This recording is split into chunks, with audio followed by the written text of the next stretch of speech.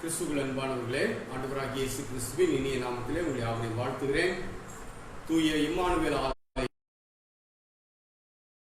இந்த ஆலயத்தின் சார்பாக நடைபெறுகின்ற இந்த ஆன்லைன் லித்தானியா ஆராதனைக்கு எங்களுடைய திருச்சபை மக்களையும் இதை ஆன்லைனிலே பார்த்து கொண்டிருக்கிற உங்கள் ஒவ்வொருவரையும் ஆண்டவராகிய இயேசு கிறிஸ்துவின் இனிய நாமத்திலே இந்த ஆராதனைக்கு வாழ்த்தி வரவேற்கிறேன். அன்பானவர்களே, லித்தானியா ஆராதனையை பின்பற்றுகிறவர்களுக்கு இந்த முறைமை தெரியும். மற்றவர்கள் நான் சொல்ல இதை பின்பற்றும்படி உங்களை அன்போடு கேட்டுக்கொள்கிறேன். நாம் யாவரும் ஜெபம் செய்வோம். நல்ல ஆண்டவரே, நீர் எங்களுக்கு ஈவாக தந்திருக்கிற இந்த சிறப்பான வெள்ளிக்கிழமை மாலை லித்தானியா ஆராதனைக்காக நன்றி செலுத்துகிறோம். இந்த ஆன்லைன் ஆராதனையின் வழியாக நாங்கள் உம்மை நோக்கி பார்க்க, நாங்கள் இருக்கிற இடங்களில் இருந்து நாங்கள் ஒன்றிணைந்து திருச்சபை என்ற உணர்வோடு கூட உம்முடைய சமூகத்திலே நாங்கள் இணையும்படியாக ஆண்டவர் இந்த இணையத்தின் வழியாக எங்களுக்கு தந்திருக்கிற இந்த சிறப்பான நேரத்திற்காக, இந்த தொழுகைக்காக நன்றி செலுத்துகிறோம். இந்த ஆராதனையின் ஆரம்பம் முதல் முடிவு மட்டும் ஆண்டவரே நாங்கள் உம்மை காண எங்களுக்கு உதவி செய்யும். தடைகளின்றி உம்மை நாங்கள் ஆராதிக்க ஆண்டவர் எங்களுக்கு பலன் தாரும். இயேசு கிறிஸ்துவின் மூலம் தாழ்மையோடு ஜெபிக்கிறோம் நல்ல பிதாவே, ஆமென். அன்பானவர்களே, நாம் யாவரும் எழுந்து நின்று 22வது கிறிஸ்து சபை பாமாலை பாடுவோம். தூய தூய தூயா சர்வ வல்ல நாதா. 22வது கிறிஸ்து சபை பாமாலை.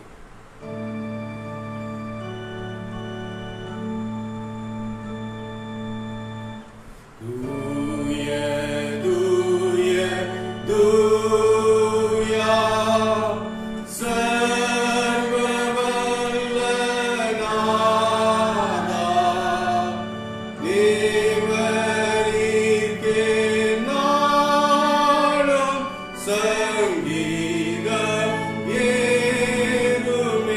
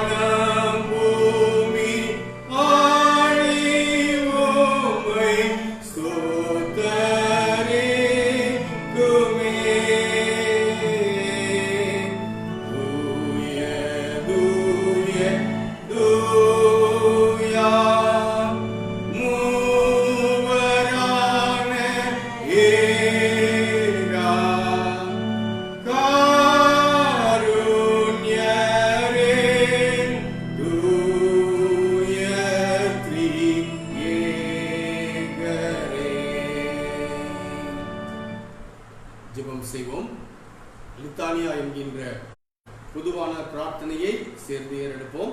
நான் சொல்ல நீங்கள் திரும்ப சொல்லும்படி உங்களை அன்போடு கேட்டுக்கொள்கிறேன். தேவனாகிய பரமபிதாவே, ஏழை பாவிகளாகி எங்களுக்கு இறங்கும். லோக மீட்பராய் இருக்கிற தேவனாகிய குமாரனே, ஏழை பாவிகளாகி எங்களுக்கு இறங்கும். லோக மீட்பராய் இருக்கிற பிதாவிலும் குமாரனிலும் நின்று புறப்படுகிற தேவனாகிய பரிசுத்தாவியே, ஏழை பாவிகளாகி எங்களுக்கு இறங்கும். பரிசுத்தமும் ஆனந்தமும் மகிமையும் உள்ள திரித்துவமே, மூவராகிய ஏக தேவனே, ஏழை பாவிகளாகி எங்களுக்கு இறங்கும். கர்த்தாவே, எங்கள் குற்றங்களையும் எங்கள் முன்னோர் குற்றங்களையும் நினையாதையும், எங்கள் பாவங்களுக்கு தக்க தண்டனை செய்யாதையும். தயவுள்ள கர்த்தாவே, எங்களுக்கு இறங்கி பொறுத்தருளும். மகா விலை உயர்ந்த உமது இரத்தத்தால் மீட்டுக் கொண்ட உம்முடைய ஜனமாகிய எங்கள் மேல் என்றென்றைக்கும் கோபமாயிராமல் இறங்கி பொறுத்தருளும். இனி வரும் ஜெபங்களை தொடர்ந்து எங்களை ரட்சித்தருளும் தயவுள்ள கர்த்தாவே என்று பதிலுரை சொல்லும்படி உங்களை கேட்டுக்கொள்கிறேன். சகல தீமையிலும் ஆபத்திலும் நின்றும், பாவத்திலும் பிசாசின் தந்திரங்களிலும் விரோதங்களிலும் நின்றும், உம்முடைய கோபத்திலும் நித்திய ஆக்கினையிலும் நின்றும், இருதய குருட்டாட்டத்தில் நின்றும், அகந்தையிலும் வீண் பெருமையிலும் ஆயத்திலும் நின்றும், பொறாமையிலும் பகையிலும் வன்மத்திலும் சகலவித அன்பு தாட்சியிலும் நின்றும், விபசாரத்திலும் மரணத்துக்கு ஏதுவான மற்ற எல்லா பாவத்திலும் நின்றும், உலகத்தினாலும் மாம்சத்தினாலும் பிசாசினாலும் வருகிற சகல வஞ்சகங்களிலும் நின்றும், இடியிலும் பெருங்காற்றிலும் நின்றும், பெருவாரி விஷவியாதிகளிலும் பஞ்சத்திலும் நின்றும், யுத்தத்திலும் கொலையிலும் சடுதியில் வரும் மரணத்திலும் நின்றும், சகலவித கலகத்திலும் அதிகாரிகளுக்கு விரோதமான கட்டுப்பாட்டிலும் ராஜ துரோகத்திலும் நின்றும், சகலவித பொய் போதகத்திலும் வேத பொருட்டிலும் சபை பிரிவினையிலும் நின்றும், இருதய கடினத்திலும் உமது வசனத்தையும் கற்பனையையும் அசட்டை பண்ணும் துணிவிலும் நின்றும், தேவரீருடைய பரிசுத்த மனுஷ அவதார ரகசியத்தின் நிமித்தமும், உமது பரிசுத்த பிறப்பு விருத்த சேதனத்தின் நிமித்தமும், உமது ஞானஸ்நான உபவாசம் சோதனையின் நிமித்தமும், தேவரீருடைய மனவேதனை இரத்த வேர்வை நிமித்தமும், உமது சிலுவை பாடுகளின் நிமித்தமும், உமது அருமையான மரணத்தின் நிமித்தமும், நீர் அடக்கம் பண்ணப்பட்டது நிமித்தமும், மகிமையோட உயிர்த்தெழுந்து பரமண்டலத்துக்கு ஏறினது நிமித்தமும், பரிசுத்த ஆவி வந்தது நிமித்தமும், துக்கப்படும் காலத்திலும் சுகப்படும் காலத்திலும் மரண வேளையிலும் நியாய தீர்ப்பு நாளிலும் கர்த்தராகிய தேவனே, பாவிகளாய் எங்களுக்கு செவி கொடுக்க வேண்டும் என்று பிரார்த்திக்கிறோம். எங்கும் உள்ள உமது பரிசுத்த சபையை சத்திய மார்க்கத்தில் நடத்தி ஆள வேண்டும் என்று எங்கள் ஜனாதிபதியையும் மாகாண கவர்னர்களையும் தேசாதிபதிகளையும் ஆசீர்வதித்து அவர்களை உமது பரம ஞானத்தால் நடத்தி அருள வேண்டும் என்று சிறந்த உறுதியான அஸ்திவாரங்களின் மேல் அமையும் பிரயத்தனங்களால் எல்லா காரியங்களும் ஒழுங்காய் வகுக்கப்பட்டு நிறைவேற்றும்படி பாராளுமன்றத்தையும் சட்டசபைகளின் வேலையையும் நீராண்டு நடத்தி ஆசீர்வதித்து அருள வேண்டும் என்று நியாயாதிபதிகளையும் அதிகாரிகளையும் வழிநடத்தி அவர்கள் நியாயத்தை நடப்பிக்கவும் சத்தியத்தை பரிபாலனம் பண்ணவும் கிருபை அருள வேண்டும் என்று அதிகாரிகள் எல்லாருக்கும் ஞானத்தையும் தெளிந்த அறிவையும் ஏக சிந்தையையும் அருளி செய்ய வேண்டும் என்று எங்கள் தேசத்தை எல்லா மோசங்களிலும் விக்கிரங்களிலும் தற்காத்து நிலத்திலும் நீரிலும் ஆகாயத்திலும் தற்பாதுகாப்புக்கு என்று நியமிக்கப்பட்டிருக்கும் படைகளை பாதுகாத்தருள வேண்டும் என்று அத்தியட்சர்மார் குருமார் உதவி குருமார் யாவருக்கும் உமது வசனத்தை பற்றிய மெய் அறிவாகிய பிரகாசத்தை அளித்து அவர்கள் பிரசங்கத்தினால் நடக்கையினால் வசனத்தை தகுதியாய் பிரசித்தம் செய்து காண்பிக்கும்படி கிருபை செய்ய வேண்டும் என்று உம்முடைய ஜனங்கள் எல்லாரையும் ஆசீர்வதித்து காப்பாற்ற வேண்டும் என்று சகல தேசங்களுக்கும் உரிமையின் சமாதானத்தின் ஏக சிந்தையும் அருளி செய்ய வேண்டும் என்று நாங்கள் உம்மில் அன்பு கூர்ந்து உமக்கு பயந்து உமது கற்பனைகளின்படி ஜாக்கிரதையாய் நடக்க எங்களுக்கு நல் மனதை கொடுக்க வேண்டும் என்று உம்முடைய ஜனங்கள் எல்லாரும் உமது வசனத்தை சாந்தமாய் கேட்டு அன்புடனே உட்கொண்டு ஆவியின் கனிகளை கொடுக்கும்படி கிருபையை அதிகமாய் தந்துவிட வேண்டும் என்று வழி தப்பி மோசம் போன யாவரையும் சத்திய வழியில் திருப்ப வேண்டும் என்று நிற்கிறவர்களை பலப்படுத்தி மனநோக்கம் இல்லாதவர்களை தேற்றி ஆதரித்து விழுந்தவர்களை கைதூக்கி கடைசியில் சாத்தானை எங்கள் கால்களின் கீழே நசுக்கி போட வேண்டும் என்று மோசத்திலும் வறுமையும் துன்பத்திலும் அகப்பட்ட யாவருக்கும் ஆதரவையும் சகாயத்தையும் ஆறுதலையும் செய்ய வேண்டும் என்று நிலத்திலும் நீரிலும் ஆகாயத்திலும் யாத்திரை பண்ணுகிற யாவரையும் பிரசவ வேதனைப்படுகிற ஸ்திரீகள் எல்லாரையும் சகல வியாதிக்காரரையும் குழந்தைகளையும் காப்பாற்றி காவலில் அடைபட்டவர்கள் சிறைப்பட்டவர்கள் யாவருக்கும் இரக்கம் செய்ய வேண்டும் என்று தாய் தந்தை இல்லா பிள்ளைகளையும் கைம்பெண்களையும் திக்கற்றவர்கள் ஒடுக்கப்பட்டவர்கள் அனைவரையும் காத்து பராமரிக்க வேண்டும் என்று எல்லா மனுஷருக்கும் இரக்கம் செய்ய வேண்டும் என்று எங்களை பகைக்கிறவர்களுக்கும் துன்பப்படுத்துகிறவர்களுக்கும் அவதூறு பண்ணுகிறவர்களுக்கும் மன்னித்து அவர்கள் இருதயத்தை திருப்ப வேண்டும் என்று பூமியின் நற்பலன்களை அதன் காலத்தில் நாங்கள் அனுபவிக்கும்படி அவைகளை எங்கள் உபயோகத்துக்காக தந்து காப்பாற்ற வேண்டும் என்று எங்களுக்கு மெய்யான மனம் திரும்புதலை தந்து எல்லா பாவங்களையும் அஜாக்கிரதையும் அறியாமையும் மன்னித்து உமது பரிசுத்த வசனத்தின்படி எங்கள் நடக்கையை சீர்படுத்துகிறதற்கு உமது பரிசுத்த ஆவியின் கிருபையை அருளி செய்ய வேண்டும் என்று தேவனுடைய குமாரனே நாங்கள் வேண்டிக் கொள்கிறதை கேட்டருளும். லோகத்தின் பாவங்களை சுமந்து தீர்க்கிற தேவாட்டுக்குட்டியே, லோகத்தின் பாவங்களை சுமந்து தீர்க்கிற தேவாட்டுக்குட்டியே, கிறிஸ்துவே கேட்டருளும். கர்த்தாவே எங்களுக்கு இரங்கும். கிறிஸ்துவே எங்களுக்கு இரங்கும்.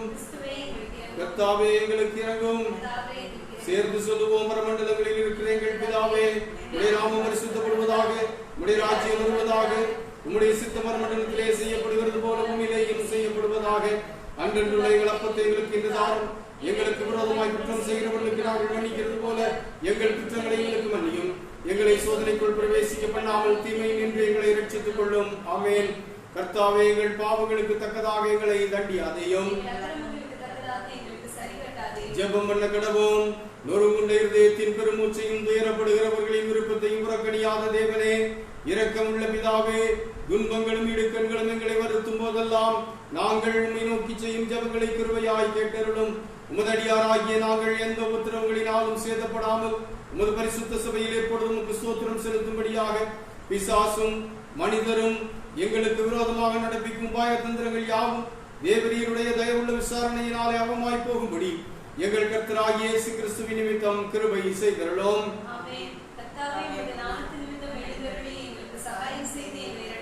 பராபரனே, எங்கள் பிதாக்கள் காலத்திலும் அவர்களுக்கு முந்தின பூர்வ காலத்திலும் தேவரீர் செய்த மகத்தான கிரியைகளை எங்கள் பிதாக்கள் அறிவிக்க எங்கள் காதுகளால் கேட்டோம்.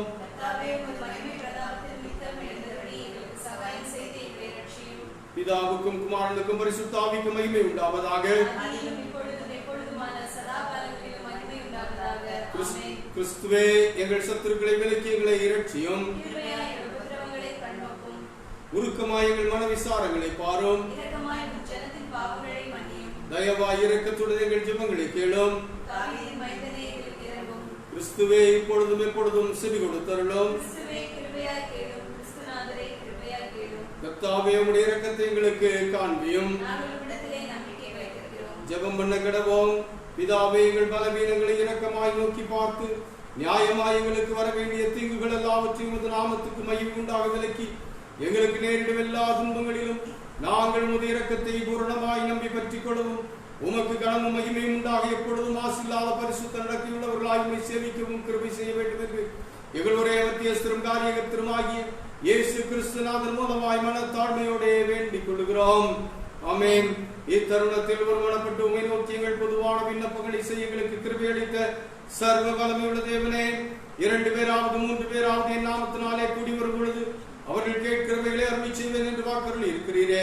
கர்த்தாவே, உமது அடியாராகிய எங்களுக்கு வேண்டிய நன்மைகள் உண்டாக எங்கள் விருப்பங்களையும் வேண்டுதல்களையும் இப்பொழுது நிறைவேற்றி இம்மையிலே உம்முடைய சத்தியத்தை அறிகிற அறிவையும் மறுமையிலே நித்திய ஜீவனையும் எங்களுக்கு கட்டளையிட்டருளும்.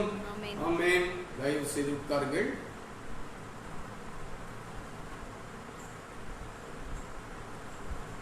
ஆண்டவராகிய இயேசு கிறிஸ்துவின் இனிய நாமத்திலே உங்கள் யாவரையும் வாழ்த்துகிறேன்.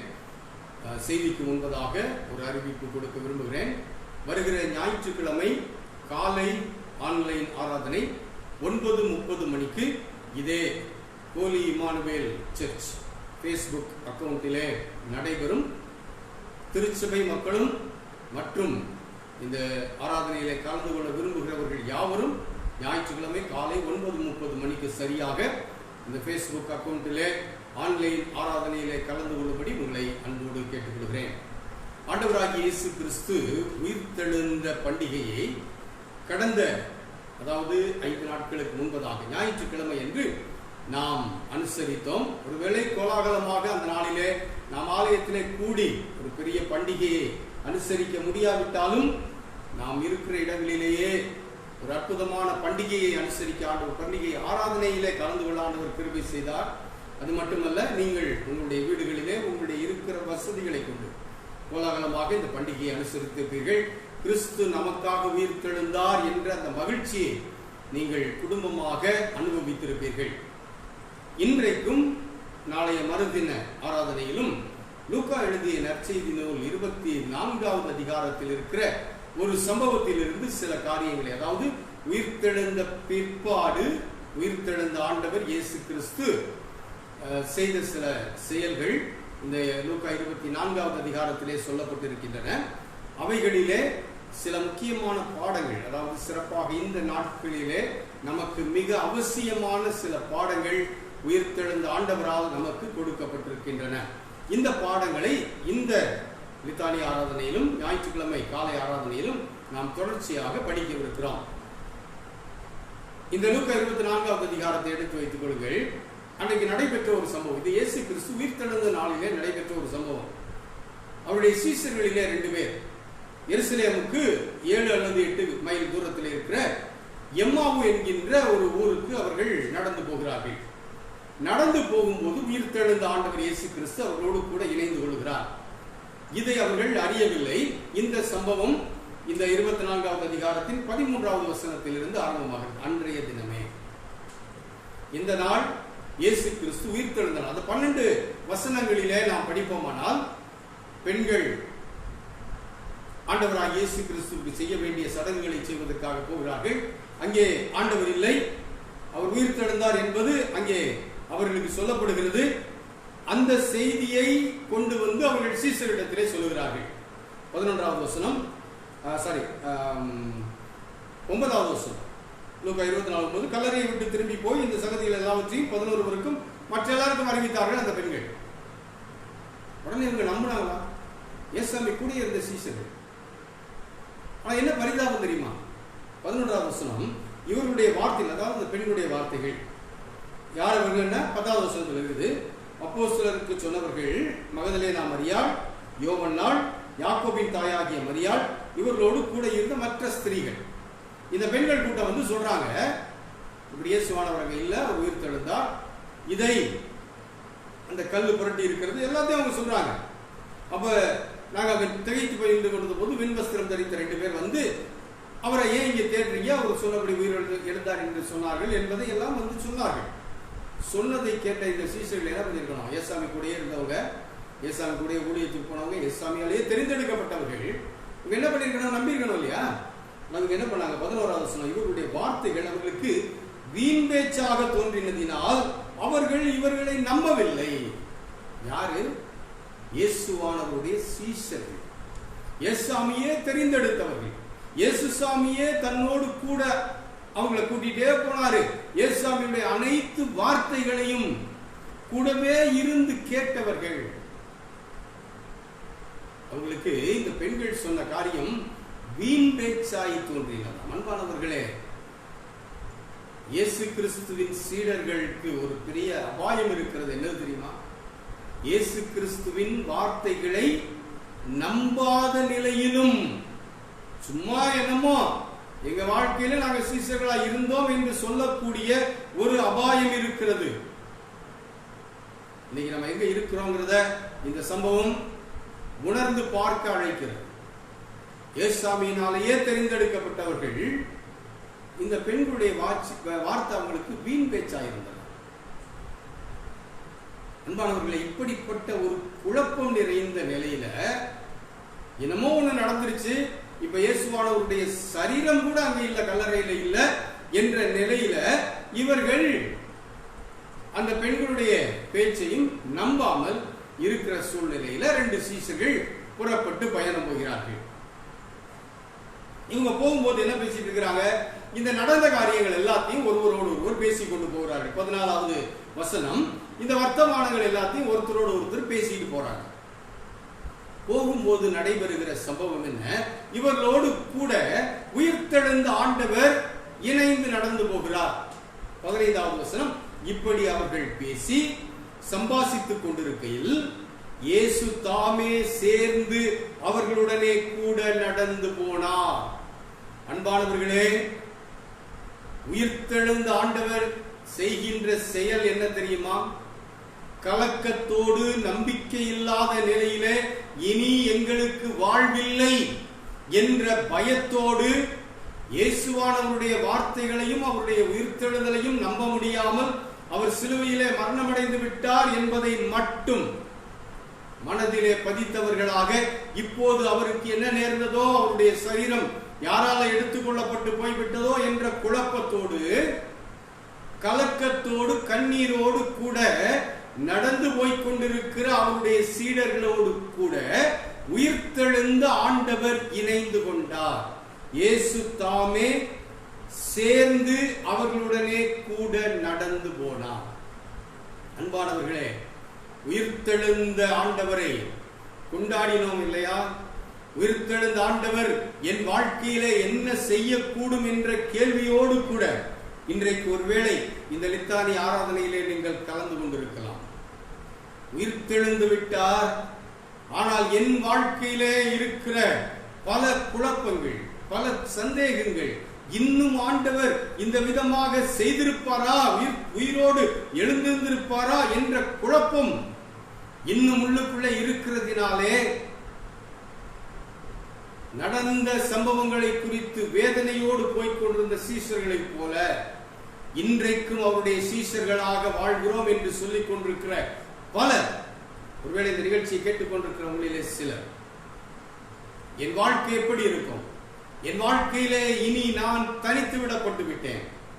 ஏற்கனவே 25 நாட்களாக எனக்கு வாழ்க்கையிலே பல கஷ்டங்கள், பணம் இல்லை, வேலை இல்லை, இனிமேலும் எப்படி இருக்குமோ? இந்த கொரோனா என்ற இந்த நோய் ஒருவேளை என்னை தாக்கல, ஆனா பொருளாதார தாக்கம் என்னை நிலைகுலைய வைத்திருக்கிறது என்று கண்ணீரோடு, இதிலிருந்து எப்படி நான் வெளியில வருவேன்? தடுமாற்றத்தோடு, கேள்வியோடு, பல குழப்பங்களோடு, இனியும் என் வாழ்க்கையில ஒரு விடிவு உண்டா, இனியும் என் வாழ்க்கை மலருமா என்ற பல சந்தேகங்களோடு கூட இன்றைக்கு வாழ்க்கையை நடத்தி கொண்டிருக்கிற இந்த ஊரடங்கு உத்தரவு சூழலிலே வாழ்க்கையை அனுபவித்துக் கொண்டிருக்கிற என் அருமையான நண்பர்களே, ஆண்டவருடைய பிள்ளைகளே, எங்கள் திருச்சபை அங்கத்தினர்களே, உயிர்த்தெழுந்த ஆண்டவர் உங்களுக்கு என்ன சொல்லுகிறார் தெரியுமா? இந்த நாளிலே நம்பிக்கை தரும் ஒரு செய்தியை உங்களுக்கு சொல்லுகிறார். இந்த லித்தானி ஆராதனையின் வழியாக என்ன அந்த நம்பிக்கை? உயிர்த்தெழுந்த ஆண்டவர் உங்களோடு சேர்ந்து கூட நடந்து வருகிறார். இன்றைக்கு இருக்கிற வாழ்க்கையின் இந்த பயங்கரமான சூழ்நிலையிலே எப்படி இருப்போம், எப்படி எதிர்காலம் இருக்கும் என்றெல்லாம் தயக்கத்தோடு, தடுமாற்றத்தோடு, வேதனையோடு, கலக்கத்தோடு உட்கார்ந்து கொண்டிருக்கிற என் அருமையான விசுவாசிகளே, ஆண்டவருடைய பிள்ளைகளே, உயிர்த்தெழுந்த ஆண்டவர் உங்களுக்கு தருகிற நம்பிக்கை என்ன தெரியுமா? இயேசு தாமே அவர்களோட கூட சேர்ந்து கூட நடந்து போனார். உங்களோடு கூட நடந்து வருகிறார் உயிர்த்தெழுந்த ஆண்டவர். நீங்கள் தனித்து வாழவில்லை. நீங்கள் சோர்ந்து போன நிலையிலே, கைவிடப்பட்ட நிலையிலே, நிராதரவான ஒரு சூழ்நிலையிலே நீங்கள் இப்போது உங்கள் வாழ்க்கையை நடத்தி கொண்டிருக்கவில்லை. ஊரடங்கு சட்டம் இன்னும் எத்தனை நாட்களுக்கு இருந்தாலும் நீங்க கவலைப்படாதீங்க, நீங்க பயப்படாதீங்க. உங்களுடைய வாழ்க்கையிலே உங்களோடு கூட உயிர்த்தெழுந்த ஆண்டவர் சேர்ந்து நடந்து வருகிறார். இது எப்படி நாங்க நம்புறது? எங்களை சுற்றிலும் இருண்டது போன்ற சூழ்நிலை தான் இருக்குது. எதை நினைச்சாலும் பயமா இருக்குது. எல்லாமே தடுமாற்றமா தான் இருக்குது. ஒரு பெருத்த கேள்வியோடு உட்கார்ந்து இருக்கிறீர்கள் இல்லையா? சீஷர்கள் அதே போல தடுமாற்றத்தோடு இருந்தாங்க. இவரை நம்பி வந்தோமே, இவரை நம்பி எல்லாத்தையும் விட்டோமே, எங்க தொழில விட்டோம், குடும்பத்தை விட்டோம், இவர் பின்னாலே வந்தோம். ஆனா இன்றைக்கு அவர் மரித்து போய்விட்டார். இப்போ அவர் சடலத்தை கூட இல்லைன்னு சொல்றாங்களே. அன்பானவர்களே, இந்த இயேசுவை பின்பற்றி வந்தேன். என் வாழ்க்கையில ஏதேதோ அற்புதங்கள் நடக்கும் என்று நான் நினைத்தேன். ஆனா ஒன்றுமே நடக்கவில்லை. எல்லாமே தோல்வி. இன்றைக்கு நான் பூட்டிய வீட்டுக்குள்ள நடுக்கத்தோடு பயத்தோடு உட்கார்ந்து கொண்டிருக்கிறேன். ஒருவேளை வெளியில போனா எனக்கு இந்த வியாதி இந்த கொள்ளை நோய் என்னை பாதிச்சிருமோன்ற பயம். வீட்டுக்குள்ள இருந்தா என்னுடைய எதிர்காலம் எப்படி இருக்குமோ பயம். நடுக்கத்தோடு உட்கார்ந்து இருக்கிறீர்களே. வேலை எப்படி செய்யறது? தொழில் செய்கின்றவர்கள் எப்படி நான் எனக்கு கீழே இருக்கிறவங்களுக்கு வேலை கொடுப்பேன், எப்படி நான் சம்பளம் கொடுப்பேன்? அவங்க என்னோட கூட இருக்கணுமே. என்னை விட்டுட்டு வேற எங்கேயும் போயிருவாங்களோ? என்னென்ன தடுமாற்றம். பொருளாதார நிலையில நான் இவ்வளவு பணத்தை கொண்டு போய் மூலதனமா போட்டுட்டேனே, நான் இனிமே என்ன செய்வேன்? தடுமாற்றத்தோடு உட்கார்ந்து இருக்கிறீர்களே. உயிர்த்தெழுந்த ஆண்டவர் உங்களோடு கூட சேர்ந்து நடந்து வந்து கொண்டிருக்கிறார் என்ற உண்மையை உங்கள் கண்கள் மறைத்து விட்டது. ஏன் மறைச்சிருச்சு தெரியுமா? உங்களுடைய துக்கம், உங்களுடைய கவலை, உங்களுடைய கண்ணீர். நீங்க வெறும் வாழ்க்கையின் சூழல்களை மட்டுமே பார்க்கிறீர்கள். ஆகையினாலே உங்களோடு கூட உயிர்த்தெழுந்த ஆண்டவர் நடந்து வருகிறார் என்பதை காண தவறிவிட்டீர்கள். அவங்க கண்கள் அவர் கூட வர்றாருங்கிறத அறியாதபடி மறைக்கப்பட்டிருந்ததுன்னு அடுத்த வசனம் சொல்லுது, 16வது வசனம். ஆனாலும் அவரை அறியாதபடிக்கு அவர்களுடைய கண்கள் மறைக்கப்பட்டிருந்தது. யாருடைய கண்கள்? சீஷர்களின் கண்கள். இந்த இயேசுவானவரோடு கூட இவங்க 3.5 வருடம் நடந்து திரிந்தாங்க. 3.5 வருஷம் கூடவே நடந்து அவருடைய பேச்சை கேட்டு அவரோடையே வாழ்ந்து அவரோடைய உண்டு உறங்கி நாட்களை கழித்தவர்களுக்கு இப்போ கூட நடந்து வர்றது அந்த ஆண்டவர் தாங்கிறது மறைஞ்சு போச்சு. காரணம் என்ன? நடந்த வேதனையான சம்பவங்கள். என் அருமையான தெய்வ மக்களே, இன்றைக்கு நம்முடைய வாழ்க்கையை புரட்டி போட்டு இருக்கின்ற, உங்க வாழ்க்கையை மட்டும் இல்ல அகில உலகத்தையே புரட்டி போட்டிருக்குது இல்லையா? இந்த புரட்டி போட்டிருக்கிற இந்த வாழ்க்கையின் சூழல்களை கண்டு பயந்து நடுங்கி என் வாழ்க்கை எப்படி இனி இருக்கும் என்ற அந்த தயக்கம், அந்த நடுக்கம் உங்க கண்களை உங்களோடு கூட உயிர்த்தெழுந்த ஆண்டவர் நடந்து வந்து கொண்டிருக்கிறார் என்பதை காண முடியாதபடிக்கு மறைத்து வைத்திருக்கிறது. உங்களுக்கு நம்பிக்கை தரும் செய்தியாக உயிர்த்தெழுந்த ஆண்டவர் கொடுக்கிற தைரியம் என்ன தெரியுமா? உயிர்த்தெழுந்த ஆண்டவர் உங்களோடு கூட நடந்து வருகிறார். அன்பானவர்களே, 2 ராஜாக்களின் புஸ்தகம் 6வது அதிகாரத்தில் ஒரு சம்பவம் இருக்கிறது. மறந்து போயிட்டோம். இதெல்லாம் வேதத்தில் இருக்குது, தெரியும். ஆனா கவலையும் கண்ணீர்களும் அடுத்த நேரத்தை குறித்த பயமும் நமக்கு முன்னால தடுமாற்றமாய் வரும்போது இதெல்லாம் மறைஞ்சிருது இல்லையா? 2 ராஜாக்களின் புஸ்தகம் 6வது அதிகாரத்தில் எலிசா என்ற ஒரு தீர்க்கதரிசியை பிடிப்பதற்காக சீரியர்களின் ராணுவம் வந்து நிக்குது. அந்த பட்டணத்தை சுற்றிலும் சீரிய ராணுவம். காலையில அவனும் அவனுடைய வேலைக்காரனும் வீட்டுக்குள்ள தூங்கிட்டு இருக்கிறாங்க. காலையில எழும்பி வெளியில வந்து அந்த எலிசாவுடைய வேலைக்காரன் கதவை திறந்து வெளியில வந்து பார்த்தா அங்க இருக்கிற காட்சியை கண்டு திடுக்கிட்டு போயிட்டான். என்னன்னா அந்த பட்டணத்தை சுற்றிலும் சீரியர்களுடைய படை. எதுக்கு வந்திருக்குது?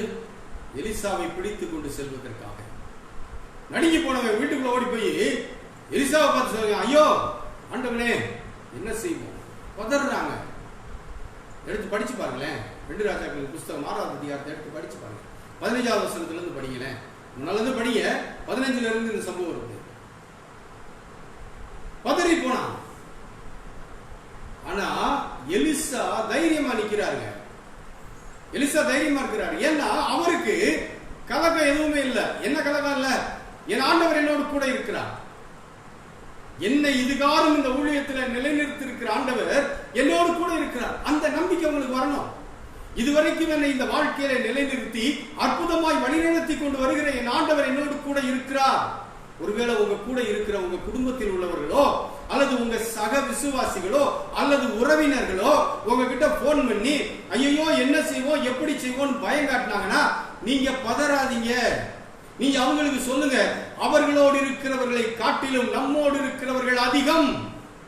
ஏனென்றால் உயிர்த்தெழுந்த ஆண்டவர் உங்களோடு கூட நடந்து வருகிறாருங்க. கண்கள் மறைக்கப்பட்டிருக்கிறவர்களுக்கு தான் நடுக்கம் வரும். கண்கள் மறைக்கப்பட்டிருக்கிறவர்களுக்கு தான் வேதனை வரும். கண்கள் மறைக்கப்பட்டிருக்கிறவர்களுக்கு தான் அடுத்த வேளை எப்படி இருக்குமோ என்ற பயம் வரும்.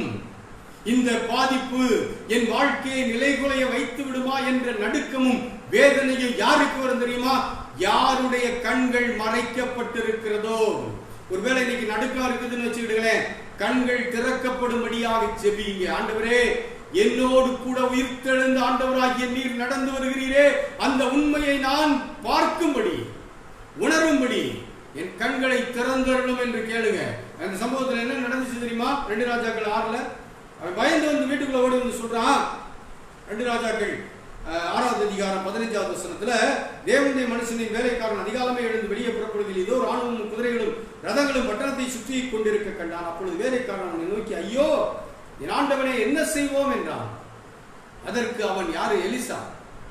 16வது வசனத்துல சொல்றார்கள், பயப்படாதே, அவர்களோடு இருக்கிறவர்களை பார்க்கிலும் நம்மோடு இருக்கிறவர்கள் அதிகம். எலிசாவுக்கு கண்ணு திறந்திருந்துச்சு. என்ன திறந்திருந்துச்சு தெரியுமா? என்னை சுற்றிலும் எத்தகைய பாதிப்பின் நிலை வந்தாலும், நான் தனி மனிதன், என்னை பிடிப்பதற்காக ஒரு பெரிய ராணுவமே வந்திருக்கிறது, ஆனாலும் என்னோடு கூட என் ஆண்டவர் இருக்கிறார். அன்பானவர்களே, இதே நம்பிக்கையை தான் எலிசா கொண்டிருந்த அந்த நம்பிக்கையை தான் இன்றைக்கும் இந்த உடைந்து போன சூழ்நிலையில நீங்கள் பெற்றுக்கொள்ள வேண்டும் என்று சொல்லி உயிர்த்தெழுந்த ஆண்டவர் இந்த லூக்கா 24வது அதிகாரத்தின் சொல்லப்பட்டிருக்கிற பாடத்தை நமக்கு முன் நிறுத்துகிறார். என்ன பாடம்? ஆண்டவரே நம்மோடு கூட நடந்து வருகிறார் என்ற பாடம். அப்ப சொல்லிட்டு அடுத்தாப்புல 17வது வசனத்துல எலிசா பண்ற காரியத்தை பாருங்களேன். அப்பொழுது எலிசா விண்ணப்பம் பண்ணி, கர்த்தாவே, இவன் பார்க்கும்படி இவன் கண்களை திறந்தருளும் என்றான். உடனே கர்த்தர் அந்த வேலைக்காரன் கண்களை திறந்தார். இதோ எலிசாவை சுற்றிலும் அக்கினிமயமான குதிரைகளாலும் ரதங்களாலும் அந்த மலை நிறைந்திருக்கிறதை அவன் கண்டான். கண்கள் மறைக்கப்பட்டிருந்த எலிசாவின் வேலைக்காரனுடைய கண்கள் திறந்த போது அவன் கண்ட காட்சி என்ன? அந்த மலை முழுவதிலும் தேவனுடைய ராணுவம் நிறைந்திருந்தது. அக்கினிமயமான குதிரைகளாலும் அந்த மலை நிறைந்திருக்கிறதை கண்டான். தேவனுடைய பாதுகாப்பு, தேவனுடைய உடனிருத்தல் அவர்களுக்கு சூழ இருந்ததை அவன் உணர்ந்து கொண்டான்.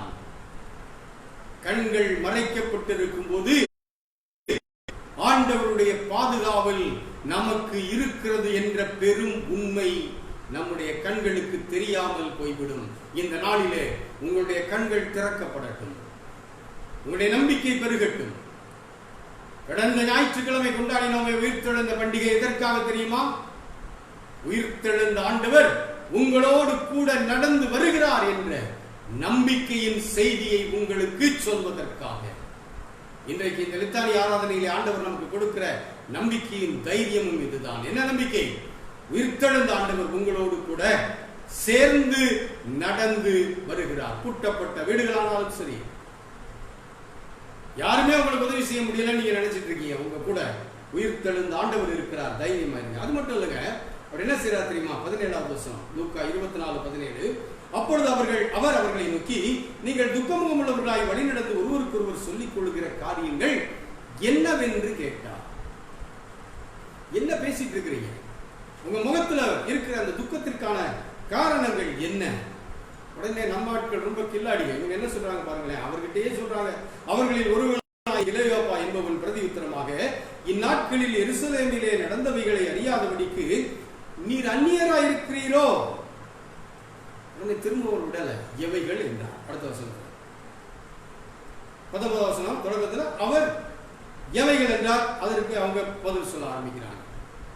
கூட நடந்து வருகிற ஆண்டவர் சும்மா மௌனமா அவங்களோடு கூட நடந்து வரல. உங்க துக்க முகத்திற்கான காரணம் என்ன, அவை எவை என்று விசாரிக்கிற ஆண்டவர். உயிர்த்தெழுந்த ஆண்டவர் வெறுமனே கூட நடந்து வரலங்க, உங்கள் கவலைகளை விசாரிக்கிறவர். அதனாலதான் பேதுரு தன்னுடைய 1வது நிருபத்துல 5வது அதிகாரத்துல 7வது வசனத்துல அவர் சொல்றாரு, அவர் உங்களை விசாரிக்கிறவரானபடியா. இல்லையா? வசனத்தை எழுதி அழகா ஒட்டி ஒட்டி வச்சிருக்கோம். ஆனா துக்கமான வேதனையான நேரங்கள்ல அந்த வசனங்களை நினைச்சு பார்க்கறது இல்ல. ஆண்டவர் எப்படிப்பட்டவரா? அவர் உங்களை விசாரிக்கிறவர். அன்பானவர்களே, உயிர்த்தெழுந்த ஆண்டவர் உங்ககிட்ட விசாரிக்கிறாரு. நீ என்னப்பா, ஏன் இப்படி துக்கமா இருக்கிற, ஏன் இப்படி வேதனையா இருக்கிற, சொல்லுங்க சொல்லுங்க அவர்கிட்ட. உங்களுடைய தேவை, உங்களுடைய கவலைகள், உங்களுடைய பிரச்சனைகள், உங்களுடைய போராட்டங்கள் என்னன்னு நீங்க அவர்கிட்ட சொல்ல வேண்டும் என்று அவர் எதிர்பார்க்கிறாங்க. ஏன் என் பிரச்சனை தெரியாதா, என் போராட்டம் தெரியாதா, என் கண்ணீர் தெரியாதான்னு கேட்காதீங்க. உங்க வாயில இருந்து வரும் வார்த்தையை அவர் எதிர்பார்த்து கொண்டிருக்கிறார். நீங்க அவர்கிட்ட சொல்லுங்க. உங்க பிரச்சனைய, உங்க தேவைய, உங்க வாழ்க்கையின் சூழலை உயிர்த்தெழுந்த ஆண்டவர்கிட்ட நீங்க சொல்லுங்க. அனைவருடைய ஜெப நேரங்கள் இப்ப கூடி இருக்குதுங்கிறது ஒரு மகிழ்ச்சியான செய்தி. ஆனா உங்க தனிப்பட்ட ஜெபம், நீங்க கூட்டமா ஜெபம் பண்றீங்க, உறவுகளா ஜெபம் பண்றீங்க, இப்படி பல நிலைகளில் உங்க ஜெபத்தை நேரத்தை கூட்டி இருக்கிறீங்க, அல்லது டிவியில வருகிற ஜெப நேரங்களில் கலந்து கொண்டு ஜெபிக்கிறீங்க. இங்க ஒரு உண்மை உங்களுக்கு சொல்லப்படுகிறது. என்ன உண்மை தெரியுமா? உங்க பிரச்சனைய நீங்க உங்க வாயால, உங்களோடு கூட நடந்து வருகிறார் இல்லையா உயிர்த்தெழுந்த ஆண்டவர், அவர்கிட்ட சொல்லி இருக்கிறீங்களா? ஆண்டவரே தேசத்துக்கு ஜெபம் பண்றோம், அதுக்கு ஜெபம் பண்றோம், எல்லாம் இருக்கட்டும், உங்க தேவையை சொன்னீங்களாங்க? அவர் உங்களை விசாரிக்கிறவர் ஆனபடியால் உங்க கவலையெல்லாம் அவர் மேல வச்சிருங்க. விசாரிக்கிற தெய்வத்தின் இடத்துல சொன்னீங்களா? அல்லது 4 பேர் சேர்ந்து முழங்கால் போட்டு நிக்கிறாங்க, அவங்களோட சேர்ந்து நானும் முழங்கால் போட்டு நிக்கிறேன், அவங்க ஜெபம் பண்றாங்க, நான் ஜெபம் பண்றேன், அமைதியா இருக்கிறீங்களா? அப்படி இருந்தீங்கன்னா உங்க கண்கள் திறக்கப்படாது. நீங்க ஒவ்வொருத்தரும் ஆண்டவருடைய சமூகத்துல உங்க தேவைகளை சொல்லுங்க. ஒரு கண் தெரியாத ஒரு மனிதனை தாண்டி ஆண்டவர் போனார் ஒரு சமயத்தில். லூக்கா 18வது அதிகாரத்தில் அந்த சம்பவம் சொல்லப்பட்டிருக்கிறது. அப்ப இயேசு வருகிறார். சத்தத்தை கேட்டு அந்த மனிதன், என்ன ஒரே சத்தமா இருக்குதுன்னு கேட்கிறான். அப்ப இயேசு வருகிறார் என்ற உண்மை அவனுக்கு சொல்லப்படுகிறது. உடனே அவன் என்ன பண்ணா, இயேசுவே தாவீதின் குமாரனே எனக்கு இறங்கும் என்று சத்தம் போட்டு கூப்பிடான். சுத்தி இருக்கிறவங்க எல்லாம் அதட்டுறாங்க அவனை. ஆனா அவன் இன்னும் அதிகமாய் சத்தமிட்டு கூப்பிடுறான். இயேசுவானுடைய காதல இந்த சத்தம் விழுந்துருச்சு. விழுந்த உடனே அவர் நின்று அவனை தாங்கிட்ட கூட்டிட்டு வரும்படி சொல்லுகிறார். லூக்கா 18வது அதிகாரம் 37ல இருந்து இந்த சம்பவம் இருக்குது. இயேசுவானவர் அவனை கூப்பிட்டு வர சொன்னாருங்கிறது 39வது வசனத்துல இருக்குது. அவன் பக்கத்துல வந்த உடனே ஆண்டவர் அவனை நோக்கி கேட்கிறாரு. 41வது வசனத்துல, நான் உனக்கு என்ன செய்ய வேண்டும் என்று இருக்கிறாய்? ஏங்க அவன் எதுக்காக கேட்டான்னு அவருக்கு தெரியாது. இயேசுவானவர் சுகம் தருவார்னு அவனுக்கு தெரிஞ்சுத்தானே அவன் கேட்டான். பார்வையடையணுங்கிறது தானே அவனுடைய உள்ளத்தின் ஆதங்கம், அதைத்தான் அவன் கேட்டான். அப்ப ஏசாமிக்கு அது தெரியாதா? நியாயமான கேள்வி. ஆனால் அவர் என்ன நினைக்கிறார் தெரியுமா? நீங்க உங்க தேவைய ஆண்டவர்கிட்ட சொல்லணுங்கிறது அவருடைய எதிர்பார்ப்பு. நான் உனக்கு என்ன செய்யணும்னு எதிர்பார்க்கிறேன். உடனே அவன் பார்வை அடைய வேண்டும். அதே வசனத்துல சொல்றான். ஆண்டவர் சொல்றாரு, நீ பார்வை அடைவாயாக. 42வது வசனம், உன் விசுவாசங்களை ரட்சித்தது. அன்பானவர்களே, உயிர்த்தெழுந்த ஆண்டவர் என்ன எதிர்பார்க்கிறார் தெரியுமா? நம்ம அவர்கிட்ட சொல்லணுங்க. உங்க துக்கத்துக்கான காரணம் என்ன? ஐயா எனக்கு எப்படி வாழ்வதென்றே தெரியல, அவர்கிட்ட சொல்லுங்க. யார் யார்கிட்டயோ சொன்னீங்க இல்லையா? யார் யார்கிட்டயோ உங்களுடைய ஆதரவுக்காக நீங்க உங்க சத்தத்தை கொடுத்தீங்க இல்லையா? உயிர்த்தெழுந்த ஆண்டவர் உங்க கூட சேர்ந்து நடந்து வருகிறாரு, அவர்கிட்ட சொல்லுங்களேன்.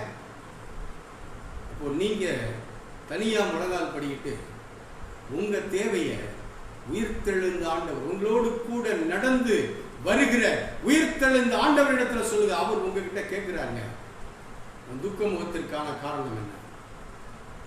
என்னமோ நீயும் குடும்பமா பேசிட்டு இருக்கிறீங்களே, உங்க வீட்டுக்குள்ள உட்கார்ந்துட்டு உங்க தொழிலை பத்தியோ, உங்களுடைய சம்பளத்தை பத்தியோ, உங்களுடைய வருமானத்தை பத்தியோ, உங்களுடைய பிரச்சனையை பத்தியோ, உங்களுடைய பயத்தை பத்தியோ, உங்களுடைய வியாதியை பத்தியோ பேசிட்டு இருக்கிறீங்களே, உங்க பிரச்சனையை என்கிட்ட சொல்லுங்கன்றதானப்பா அதுக்கு அர்த்தம். என்கிட்ட சொல்லுங்கப்பா, உங்க பிரச்சனை என்கிட்ட சொல்லுங்க. இதுக்குத்தானே அவர் திறந்திருக்கிறேன்னு சொல்லிதானே அவர் கேட்கிறாரு. நீங்க 2 பேருமா புலம்பிட்டு போறீங்களே, உங்க துக்க முகத்திற்கான காரணத்தை என்கிட்ட சொல்லுங்கன்னு சொல்றாரு. உயிர்த்தெழுந்த ஆண்டவர் இன்றைக்கு உங்களிடத்திலே இந்த வேண்டுதலை வைக்கிறார். என்னன்னு கேட்கிறார், எவைகள்னு சொல்றாரு. அவரை தட்டி விட்டுட்டு நீங்க வேற யார்கிட்டயோ உங்க பிரச்சனையை சொல்லிட்டு இருக்கிறீங்கன்னா எவ்வளவு பரிதாபத்துக்குரியவங்க நீங்க இல்லையா? முதலாவது ஒன்று, ஒரு உண்மையை உணர்ந்து கொள்ளுங்கள். என்ன உண்மை? உயிர்த்தெழுந்த ஆண்டவர் உங்களோடு கூட நடந்து வருகிறார். உங்களுடைய துக்க முகத்திற்கான காரணம் என்ன, பிரச்சனை என்ன, உங்க போராட்டம் என்ன, அவைகள் எவை என்று உங்களிடத்திலே விசாரிக்கிறார். விசாரிக்கிறவர்கிட்ட என்ன சொல்லணும்? உங்க பிரச்சனையை சொல்லணும் இல்லையா? இவர் எப்படிப்பட்டவர் தெரியுமா? நீங்க அவர்கிட்ட வச்சிட்டீங்கன்னா எல்லாத்தையும் அவர் பார்த்துக்குவார். மற்றவங்க கேட்டுக்கிட்டு நம்மகிட்ட உச்சி கொட்டிட்டு வெளியில போய் நம்மளை பத்தி வித்தியாசமா பேசிடுவாங்க. அந்த ஆபத்தும் இருக்கிறது மற்றவங்க கிட்ட சொல்றதுல. ஆனா இன்னைக்கு அப்படிதான் சொல்லி சொல்லி கேவலப்பட்டு போய் உட்கார்ந்துருக்கிறோம் இல்லையா? ஏன் தெரியுமா? சொல்ல வேண்டிய உயிர்த்தெழுந்த ஆண்டவரிடத்துல சொல்லல. அன்பானவர்களே, இன்றைக்கு இந்த 2 பாடங்களை நீங்கள் மனதிலே நிறுத்திக் கொள்ளுங்கள். முதல் பாடம் என்ன தெரியுமா? உயிர்த்தெழுந்த ஆண்டவர் உங்களோடு கூட சேர்ந்து நடந்து வருகிறார். 2வது பாடம் என்ன தெரியுமா? அவர் உங்களை விசாரிக்கிறார். உங்க பிரச்சனை என்ன, உங்க துக்க முகத்துக்கான காரணம் என்னன்னு உங்களை விசாரிக்கிறார். அவர்கிட்ட உங்க பிரச்சனையை சொல்லுங்க, உங்க தேவைகளை சொல்லுங்க, உங்க உள்ளத்துல இருக்கிற அத்தனை அவர்கிட்ட கொட்டுங்க. உங்கள் கண்கள் திறக்கப்படும். அவர் விசாரிக்கிறது வரைக்கும் அவங்களுக்கு கண்ணு திறக்கல, அதுக்கு பிறகுதான் திறந்துச்சு. இதை குறித்து நாம் ஞாயிற்றுக்கிழமை ஆராதனையில, ஆன்லைன் ஆராதனையில நம்ம அடுத்த பாடத்தை நம்ம படிக்கலாம். அன்பானவர்களே, கண்ணு மறைக்கப்பட்டு இருந்துச்சுன்னா ஆபத்து என்ன தெரியுமா? உயிர்த்தெழுந்த ஆண்டவர் உங்களோடு கூட நடந்து வருகிறார் என்பதையும் பார்க்க முடியாமல் துக்கத்திலேயே வாழ்ந்து கொண்டிருக்க வேண்டிய ஒரு அவல நிலை. தேவைதானா இது? தேவைதானா இது? இந்த துக்கம் வேணுமா? இந்த துக்கத்தில இருந்து வெளியில வாங்க. உங்க கண்கள் திறக்கப்படும்படியாக நீங்கள் ஆண்டவருடைய சமூகத்துக்கு வாங்க. ஆண்டவரே, என் கண்கள் உயிர்த்தெழுந்த உம்மை காணட்டும், உயிர்த்தெழுந்த உம்மை நான் பார்க்கணும் சாமி. என் கண்ணு திறக்கணும். என் பிரச்சனையை, என் போராட்டத்தை, என் வேதனையை நான் உங்ககிட்ட தரேன். அவருடைய கரத்திலே இந்த பிரச்சனையை நீங்க ஒப்படைங்க. அதுக்கு தான் அவர் உங்களை விசாரிக்கிறார். அன்பானவர்களே, இந்த 2 பாடத்தையும் நீங்கள் மனதிலே பதித்தவர்களாக தொடர்ந்து அந்த பகுதியை படிச்சு வைங்க.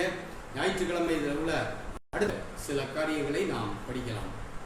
ஆக இன்றைக்கு ஆண்டவர் நமக்கு கொடுத்திருக்கிற தைரியம் என்னன்னா, உயிர்த்தெழுந்த ஆண்டவர் உங்களோடு கூட சேர்ந்து நடந்து வருகிறார். அது மட்டுமல்ல, அவர் உங்களை விசாரிக்கிறார். ஆகையினாலே உங்கள் கவலைகளையும் உங்கள் பிரச்சனைகளையும் நீங்கள் அவரிடத்திலே சொல்லுங்கள். ஜெபிக்கலாமா? நல்ல ஆண்டவரே, இந்த நாளுக்காக நாங்கள் நன்றி செலுத்துகிறோம். இந்த நாளிலே நீர் எங்களுக்கு கொடுத்திருக்கிற தைரியத்திற்காக உங்கள் ஸ்தோத்திரம் கர்த்தாவே. எங்களுடைய ஊரடங்கு, எங்களுடைய வாழ்க்கையின் பிரச்சனை, எங்களை பயமுறுத்தி கொண்டிருக்கிற வேதனை, இவையெல்லாம் உண்மையிலே எங்களுக்கு சந்தேகத்தை உண்டாக்கி விட்டனவே. ஆனால் இன்றைக்கு நாங்கள் படித்த இந்த பாடம், எம்மாவுக்கு பயணமாகி போன சீஷர்களோடு கூட நடந்து போன நீர் எங்களுக்கு கற்றுக் கொடுத்திருக்கிற மாபெரும் தைரியம். எங்களோடு கூட நீர் நடந்து வருகிறீர். அது மட்டுமல்ல, எங்களை நீர் விசாரிக்கிறீர். எங்களை பிரச்சனையிலிருந்து விடுதலை ஆக்குறதுக்காக நீர் எங்களோடு கூட இணைந்து எங்களை விசாரிக்கிறீர் என்ற நம்பிக்கையை இன்றைக்கு நாங்கள் பெற்றிருக்கிறோமே. இந்த நம்பிக்கையின் அடிப்படையில் உங்களுடைய பிள்ளைகள் தைரியமாய் வாழ உதவி செய்யும்.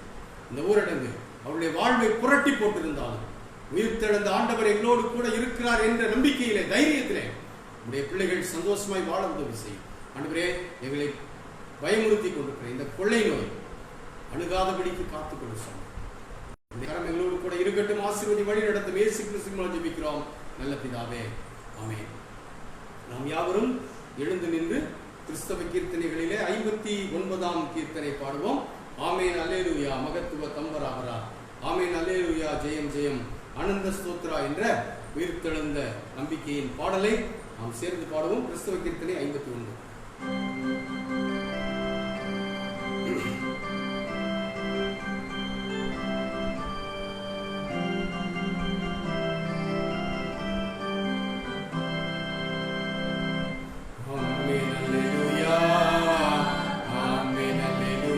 மகத்துவ தம்பராவரா, ஆமென் அல்லேலூயா ஜெயம் ஜெயம் ஆனந்த ஸ்தோத்திரா, ஆமென் அல்லேலூயா ஜெயம் ஜெயம் ஆனந்த ஸ்தோத்திரா. வெற்றி கொண்டால் பரித்து, வெற்றி கொண்டால் பரித்து, கொடும் வேதாளத்தை சங்கரித்து முறித்து பத்ராசனை கிறிஸ்து மறித்து பாடுபட்டு தரித்து முடித்தார்.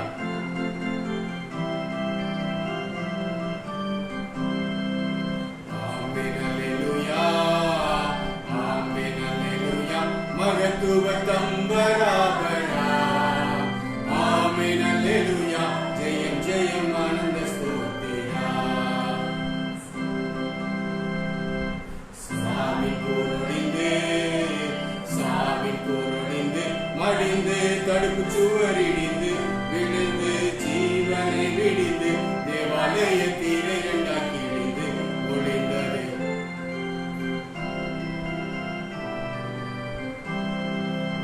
ஆமென் அல்லேலூயா. ஆமென் அல்லேலூயா. மகத்துவ தம்பராபரா. ஆமென் அல்லேலூயா. ஜெயம் ஜெயம் ஆனந்த ஸ்தோத்திரா. ஆமென் அல்லேலூயா. ஜெயம் ஜெயம் ஆனந்த ஸ்தோத்திரா. வேதம் நிறைவேற்றி வேரோற்றி மீட்டு கரையேற்றி பொய் மாற்றி பாவிகளை தேற்றி கொண்டாற்றி பத்ராசன தேற்றி வாழ்வித்தார்.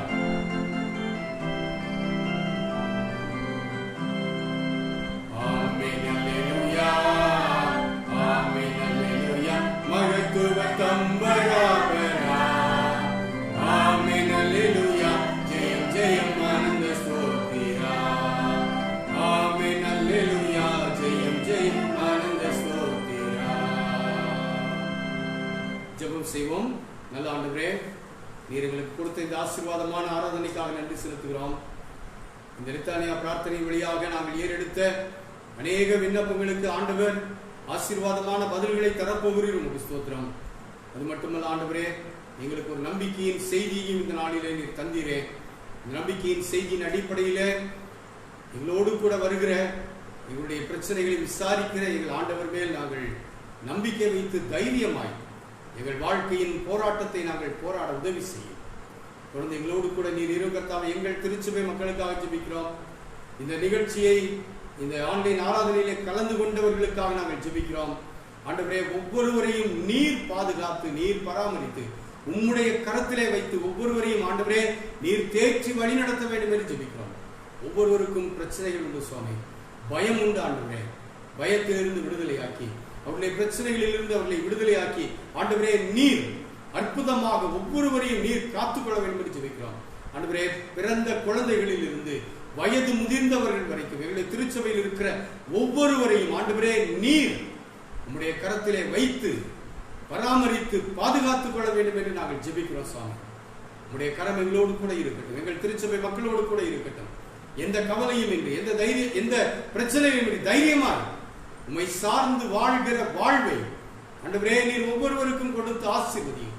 சீக்கிரமாய் எங்களுடைய நாட்டின் இந்த சூழ்நிலைகள் எல்லாம் மாறி நாங்கள் நீர் எங்களுக்கு கொடுத்திருக்கிற பரிசுத்த ஆலயத்திலே குடும்பமாக சேர்ந்து உம்மை ஆராதிக்க ஆண்டவர் எங்களுக்கு கிருபையும் வாய்ப்பும் தந்து எங்களை வழிநடத்த வேண்டும் என்று இயேசு கிறிஸ்துவின் மூலம் தாழ்மையோடு ஜெபிக்கிறோம் நல்ல பிதாவே. ஆமென்.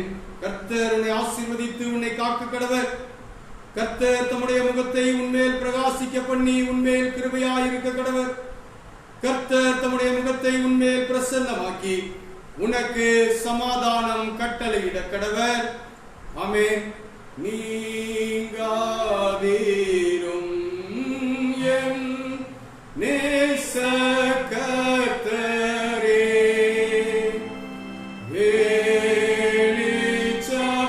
வெளிச்சமாகி இருட்டாயிற்றே, மற்றொரு தாசை அற்று போயினும் நீர்மை சகாயரை நீங்காதீரும்.